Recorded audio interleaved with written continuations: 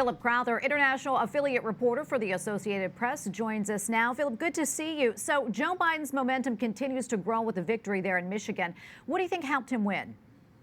Well, you used the most important word there, momentum. That is what Joe Biden, the former vice president, has had on his side for 2 weeks now, and he carries it on into the next contests next Tuesday already, when the likes of Ohio, Illinois, and Florida will be going to the polls. Why has he got that momentum? Well, first of all, because he came out of South Carolina with that emphatic victory. That then translated into a whole slew of victories on Super Tuesday, and that has continued on to here, to Michigan, with a pretty handsome victory for Joe Biden here. And of course, he can come out of this last Tuesday with 4 victories out of 6 altogether. Remember also, when it comes to momentum, Joe Biden has so much support from former Democratic candidates on his side.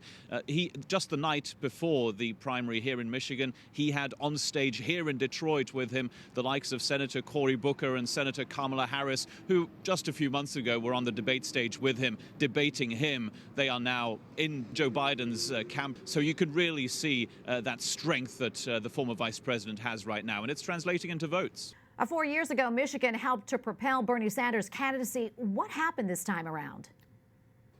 Yeah, well, it didn't really work out for Bernie Sanders this time around. He had a very, very close win exactly 4 years ago against former Secretary of State Hillary Clinton. And of course, she then went on to become the nominee and then lost to Donald Trump here, also surprisingly, in Michigan in the 2016 election. Now, what Bernie Sanders essentially didn't manage to do here is build on the support he already had here 4 years ago. Yes, young voters are on his side, but he didn't manage to get that many more in his camp this time around here in Michigan, and he lost more than anything in those crucial demographics here in Michigan and all across the Midwest and in parts all across the United States. He's not getting African-American voters on his side. They are with the former Vice President Joe Biden in very large percentages, and also blue-collar workers who are so important, of course, to win a primary election here in Michigan. They largely sided with Joe Biden as well. If you don't have those two groups on your side, you can't come away from Michigan, and you can't come away from so many other U.S. states with victories. Sanders didn't speak last night. What do we know what's next for his campaign?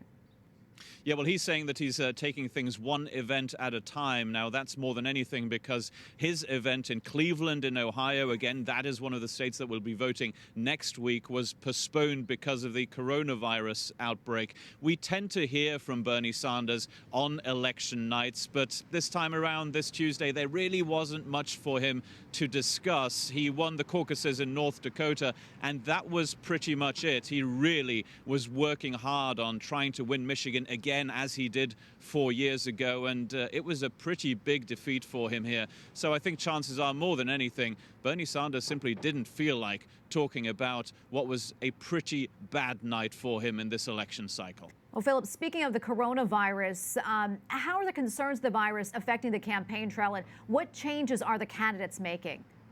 Well, we have on our schedules right now not a single event by either Bernie Sanders or Joe Biden. No rallies organized and no chances really for them to meet voters. This is an election cycle that for the next few weeks most likely is going to be seen on TV with campaign adverts and maybe TV interviews rather than actually by seeing contact with voters. One first sign of that will be this Sunday.